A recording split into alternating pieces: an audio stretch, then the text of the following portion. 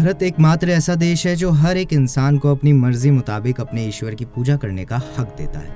ऐसे कई साधु, योगी और बाबा हैं जो अपने अजीबोगरीब कार्यों से ऐसा कुछ कर जाते हैं जिसके बारे में आम इंसान सोच भी नहीं सकता। तो आइए आपको बताते हैं दुनिया के अजीबोगरीब बाबा, योगी और साधु के बारे में, जिनके बारे में जानकर आपकी आंखें खुली की खुली रह जाएंगी। बाबा सत्यनारायण। इन बाबा की कहानी कुछ अलग ही है। बाबा 23 सालों से साधना में ही बैठे हैं।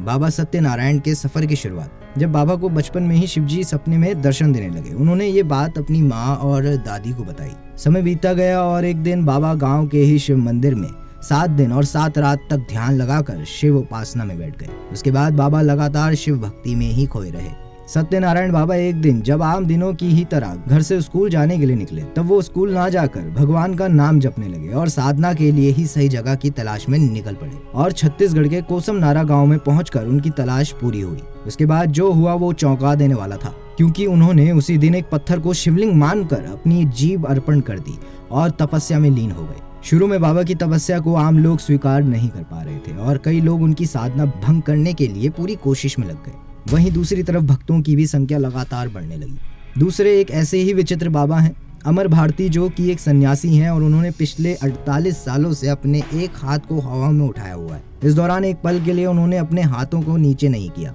कई लोग उनके इस कारनामों को चमत्कार कहते हैं, जबकि बहुत से लोग इसे पागलपन भी कहते हैं। पर अमर भारती जी का ये हैरान करने वाला काम चमत्कार से कम भी नहीं है। आपको जानकर हैरानी होगी कि अमर भारती शुरू से सन्यासी नहीं बनना चाहते थे। हालांकि वो एक बैंक कर्मचारी थे। उनका भरा पूरा परिवार था। उनके पास पत्नी थी, बच्चे थे, घर था, नौकरी थी। मगर अचानक एक दिन उनका मन अध्यात्म की ओर खींचा चला गया और उन्होंने सब कुछ त्याग कर धर्म की राह पकड़ ली। फिर उन्होंने अपनी जिंदगी का बचा हुआ वक्त भोलेनाथ भगवान शिव को समर्पित कर दिया। तीसरे नंबर पर आते हैं बाबा बैन, जो 5 सालों से पैदल यात्रा कर रहे हैं। बाबा बैन स्विट्जरलैंड के निवासी हैं और उनकी यात्रा स्विट्जरलैंड से शुरू हुई और 15,000 किलोमीटर पैदल चलकर 18 देशों को पार करते हुए भारत पहुंचे।